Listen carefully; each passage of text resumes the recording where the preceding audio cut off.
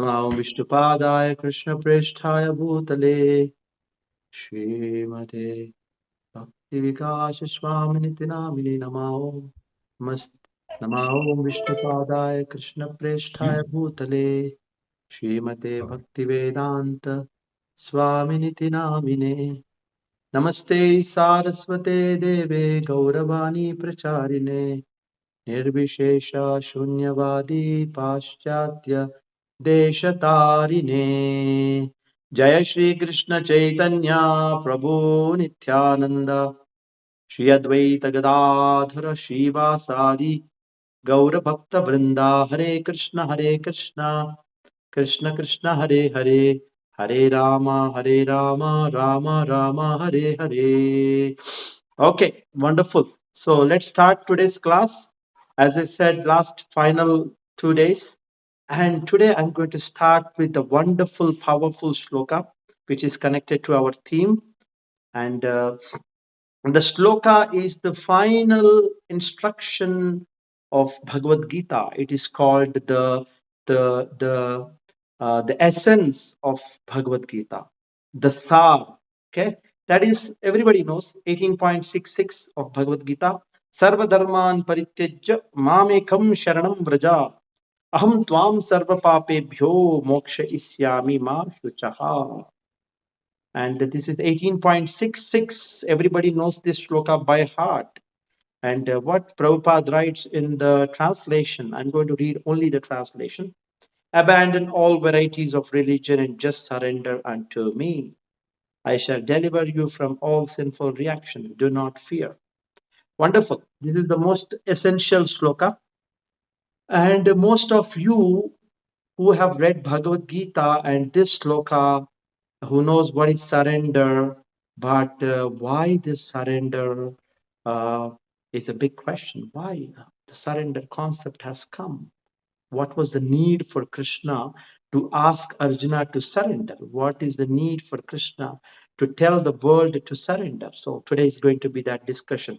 As I said, our talk is on contamination. And till yesterday, in fact, yesterday I spoke about the different processes which the Vedic tradition offers us for purification. There are different processes. Yesterday I discussed about the yogic process, the jnana process, the karma process, and also the prayashchitta, dana, tapaha, everything, all different processes. And all these processes are very powerful. And all these processes, they purify something. But they all purify different layers of the contamination. They are powerful, they're good in purifying, but they are targeted to different layers. As I said, the contamination is in the consciousness, the chitta. The chitta is the mirror which is contaminated. The chitta is covering the soul. This is the contamination. It is like a mirror, and the mirror has dust, and we are seeing the world through the dust, and we can only see the contaminated world. We cannot see our identity. We cannot see Krishna. We cannot see the goal of life. So the mirror has to be clear. The chitta. Now the chitta has mind, manas, intelligence, buddhi, ahaṅkāra. Three things, layers. Chitta is the whole, and chitta has three components: manas, buddhi, ahaṅkāra. Or you have to say like this: ahaṅkāra, buddhi, manas. The components of chitta.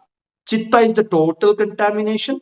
In that, these three layers. Now, when I talk about different processes which the Vedic tradition is offering us, like yoga, yoga is actually purifying the mind. Manas, it is targeting one layer of that contamination. And jnana is trying to purify the intelligence, the rational intelligence called buddhi. It is part of the chitta. And karma is trying to purify the ahaṅkāra, the external ego, the ego which makes one feel that they are doing things, that it purifies that. So all the processes, and some processes are purifying the samskaras. The chitta has that dust on it. They are clearing the dust. They are removing the dust. So this is the different processes which are offering different. But the problem with these are the lacking in this system is that they are targeting different layers. They are not targeting the whole. You understand, right? The whole. We have to clear the mirror. We have to clear cheto darpana marjanam. Nobody is targeting the root cause. And today we are going to speak about we are going a little deeper. We want to remove. The goal of purification is to clear the consciousness. Now today we are going to go deeper. And so now the question is, what is the root cause of contamination? This is the big question. Mind is there, buddhi is there, ahaṅkāra is there, the chitta, the mirror on which the dust is settled. Where is the root cause? Where is the problem? Can somebody guess where is the root cause? Can somebody guess where is the real contamination happening? Is it the bad habits that we have, the impressions of bad thoughts, bad qualities that we have, or is it the mind that has to be purified, or is it the ahaṅkāra, or is it the buddhi? Any guess? Where is the root cause of the problem of contamination? Any guess? I want to ask you. Somebody can answer, no problem. Buddhi. Somebody says buddhi. Okay, somebody says buddhi. Okay, buddhi is nothing but the knowledge of what is right and what is wrong. Somebody says like that. Okay. Any other answer? Where is the contamination located? I'm sorry. Everything, Prabhu. False ego, intelligence, mind, everything. Everything. I'm talking about root cause. One place, one pinpointed reason. If you fix it, then the whole problem is lost. Ego.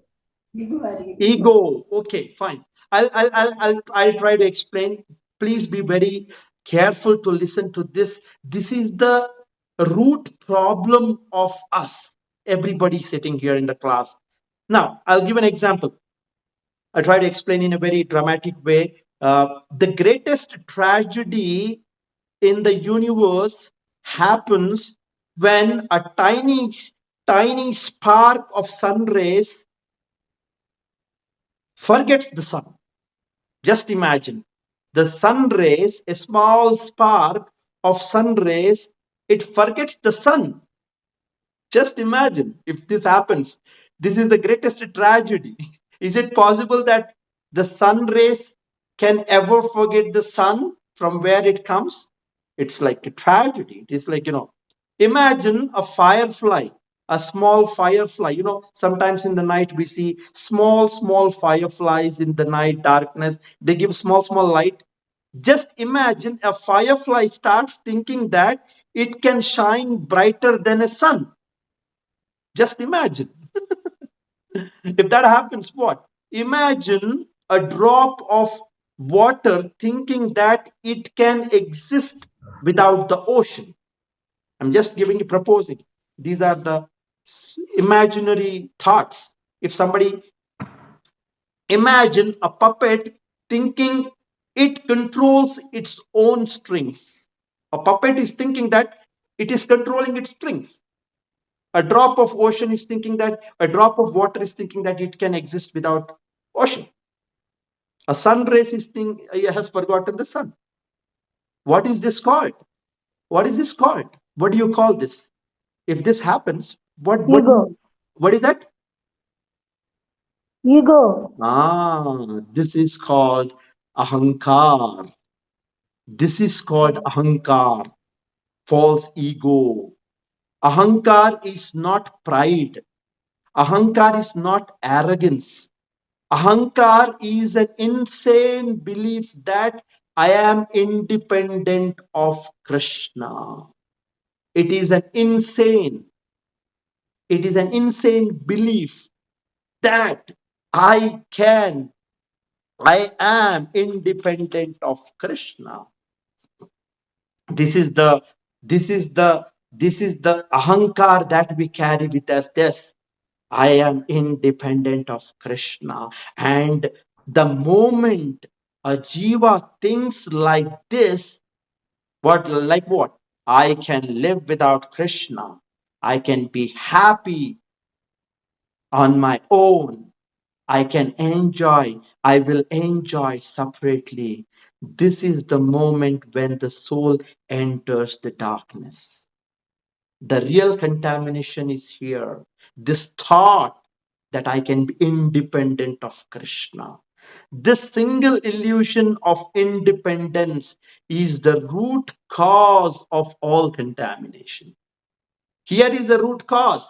When the soul started thinking that I can be independent, this illusion of independence, it is the root cause. We are all in that illusion. We have that ahaṅkāra. I'm not talking about mind. I'm not talking about buddhi. I'm not talking about anything else. I'm talking about the ego, the deepest ego, the root core, the root of all our suffering, the root of all our rebirths, the root of all our ignorance lies in this illusion that we have been, that I am independent of Krishna. The first illusion is not the body. Everybody thinks that the biggest illusion is that everybody thinks that I am the body. The first illusion is I can exist without Krishna.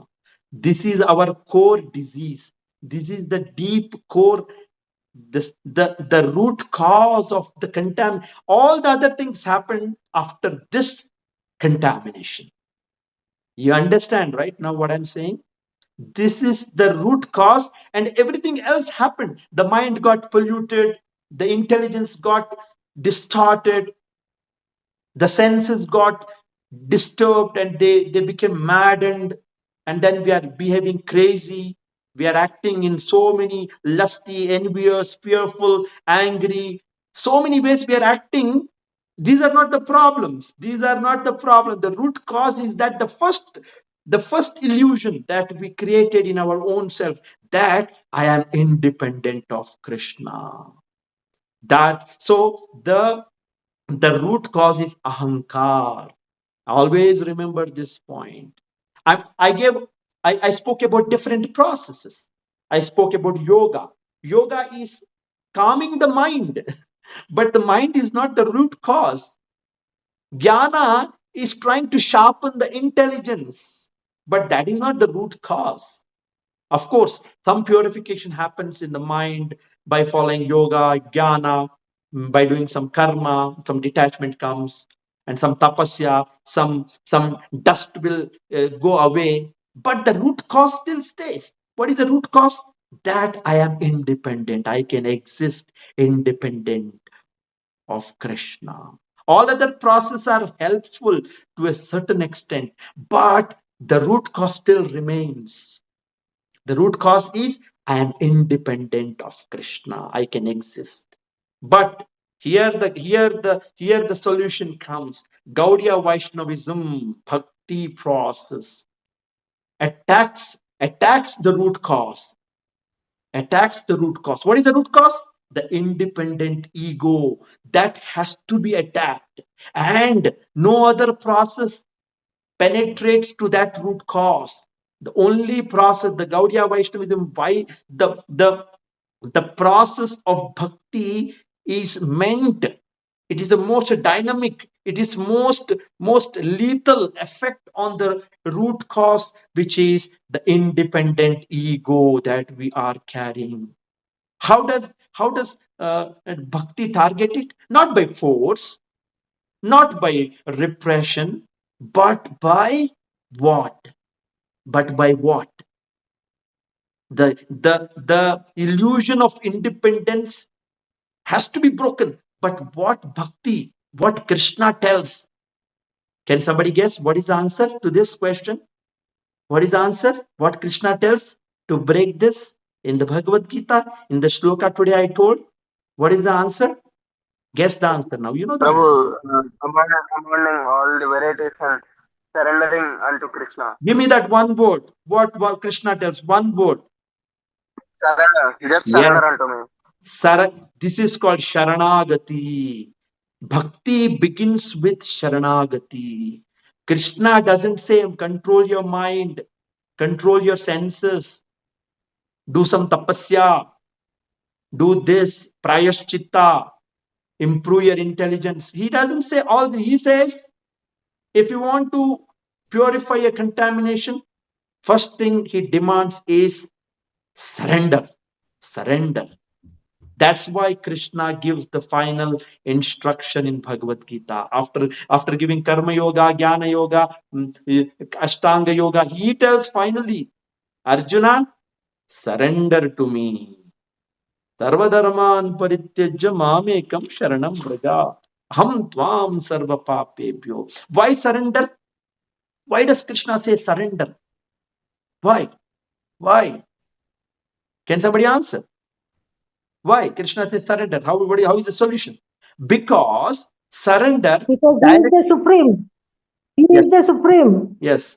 Now, why Krishna says surrender? Because surrender directly destroys the false idea of independence. Surrender means what? Depend on Krishna. Krishna said, surrender to me. Till now, we thought we are independent. Krishna is hitting that false ego, the illusion that I am independent. Krishna is saying, break that by surrendering to me, because surrender directly destroys the false idea of independence. We are all carrying that false idea of independence. Krishna says, surrender to me. And as soon as Krishna surrender, that independence that we had, that I'm independent, I can do myself so many things, that is broken, because surrender means I am not independent anymore. Because surrender, we are surrendering to somebody, Krishna, and we are depending on him. The concept of independence is broken by the concept of surrender. As soon as you say I surrender, that means you are saying, I am not independent Krishna anymore. I am not the controller Krishna anymore. I cannot purify myself alone. I belong to you, Krishna. We are saying actually that false ego, till now it said I am independent. Now Krishna says surrender. By that is getting broken. Broken. So this is that's why Krishna says surrender to me. After that we will go further. The concept of surrender is the core of bhakti. Bhakti, you cannot enter the process of bhakti without surrendering, because surrender is hitting the false ego, and false ego is the root cause of our suffering. The entire spiritual transformation begins from this one step, surrender. Krishna told Arjuna, surrender to me, I will free you from all the sins. Arjuna, surrender to me, I will free you. Krishna is promising. Sarvadharman parityajya mamekam sharanam vraja. Aham tvam sarva papebhyo. Because the concept of surrender is directly destroying the concept of false ego, the independent notion, the mentality that we are carrying. Until we break, because of that independence, we are doing so many bad things in this world. We are committing sins, we are arrogant, we are envious, we are lusty, we cheat, we are selfish. All these are coming from that one, because I'm independent, I can do anything, I'm so great, I don't need anybody's help. That's a false ego The root of the false ego is that sense of independence. How can a drop of water think that it can exist without the ocean? How can a spark of sunlight I think that I can exist without the sun? It is foolishness. Similarly, jivas are totally dependent on Krishna, and when they create a false illusory idea that I can exist, it is nothing but madness. It is madness. Krishna wants to break that madness first. Then he will speak about removing the sins, cultivating good habits, and then advancing in devotion and developing love for Krishna. Until we break this, so today I just gave you idea what is the root of our contamination. Root of our contamination is not the sin. It's not the samskaras. It's not the mind. It's not the buddhi, because everything is coming from this false ego. The mind is disturbed because of bad attitude, bad ego, false ego. The intelligence is also contaminated because of the false ego. False ego means the identity, the personality, the attitude that we carry. Based on that, we have a mind. Based on that, we have a buddhi. Based on that, we are acting in this world sinfully. Based on that, we are suffering. The real suffering comes from this one contamination. So today I gave you the hint. Today I gave you the shloka where Krishna is hitting that root cause. Tomorrow I'm going to teach you, or we are going to discuss about what is this whole concept of surrender, how it destroys or how it purifies the mind, the buddhi, the senses, and finally the chitta, where the impressions are there. The impressions will be destroyed. Surrender is the first step. Surrender is the like a shooting the arrow at the root cause. All right, so today I gave you the root cause, and I told you why this is the root cause, and you Krishna understood. Prabhu. I'm sorry, what did you say? Prabhu, I've got a question, Prabhu. Yeah, please. Prabhu, Hare Krishna, Prabhu. Yeah, Prabhu, I've got a question, Prabhu. Can I? Your voice is so distorted. I cannot understand your voice. You have to type it, because yesterday Prabhu, also, I put yes, Prabhu. yeah, it's not clear what you're speaking. I don't know why it is like that. Before it was so clear. You type it.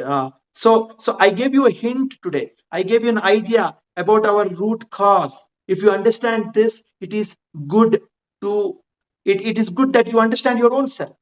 You understand your true self, your own contamination. Why only the lust is the shackles of jiva in the material world? Why not? I'm not talking about lust here. I'm not talking about lust. Trigun is asking, lust is the cause. Lust is the cause, yes. But before that, the real contamination is the false identity that I am independent. Now I can enjoy myself. See, once you have this independent nature, then everything is part of it. Then the lust comes, anger comes, envy comes, greed comes, the sin comes, the suffering comes, repeated birth and death comes. So this is the root cause. My dear Trigun, understand this point. This is the root. And we are not speaking about Papa, we are not talking about something else. We're talking about this root, that independent mentality. And in the previous classes, I spoke about the free will of the jiva. You can go and hear about that. So, but from here, the trouble begins for the jiva. Thank you so much for today. And tomorrow I'm going to conclude the class by explaining the concept of surrender and how it goes ahead and really purifies everything. Tomorrow we're going to be the final. Today is just like I gave you some idea, but you have idea now. What is ahaṅkāra? It's not the buddhi, it's not the mind, it's the ahaṅkāra. Ahaṅkāra is nothing but I am independent. Yes. Now I'm the hero. I'm unique. I'm special. I'm the enjoyer. I'm the controller. You see, one contamination is creating a hell lot of problems for us. Thank you so much. All the best to you. Hopefully tomorrow we'll meet again. Thank you so much. Hare Krishna. Srila Prabhupada ki jai.